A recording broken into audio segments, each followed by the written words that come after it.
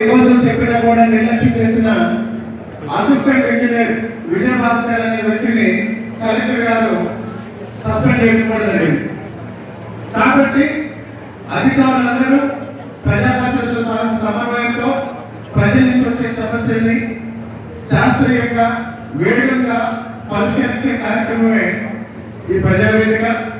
ఈ కార్యక్రమంలో పాల్గొన్న అధికారులందరికీ తిరుపూరు నియోజకవర్గం ప్రజల తరఫున ధన్యవాదాలు తెలియజేస్తూ కలెక్టర్ గారికి, జాయింట్ కలెక్టర్ గారికి మా తిరుపూరు నియోజకవర్గానికి సంబంధించిన భూ సంబంధ సమస్యలు మాకు ఏడుకొండూరు మండలంలో, తిరుపూరు పట్టణంలో, అలాగే మాకు విశ్వపేట మండలం తెల్లవారిపల్లిలో ఈ 22A సంబంధించిన భూములు కొన్ని వేల మంది రైతులు ఇబ్బందులు ఉన్నారు. దయచేసి వీలైనంత వేగంగా వాటిని పరిష్కరించమని ఈ విషయాన్ని నేను అసెంబ్లీని కూడా ప్రస్తావించాను.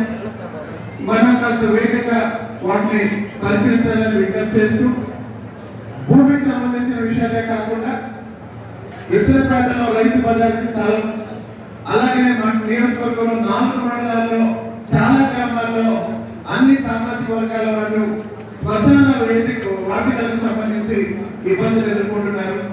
శ్మశాన వాటికలకు రోడ్డు విషయంలో కూడా ఇబ్బంది ఎదుర్కొంటున్నారు.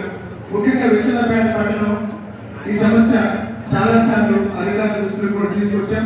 వీటన్నింటినీ వీలైనంత త్వరగా పరిష్కరించుకొని మనం ప్రజలకి మెరుగైన సేవలు అందించడానికి సిద్ధంగా ఉన్నామని, ఈరోజు కూటమి ప్రభుత్వం ఏర్పడి 2 సంవత్సరాలు ఏర్పడుతున్న సందర్భంలో గౌరవ ముఖ్యమంత్రి గారు తిరుపతిలో ఈరోజు సభ నిర్వహిస్తున్న సందర్భంలో జిల్లా యంత్రాంగం మొత్తం తిరుమల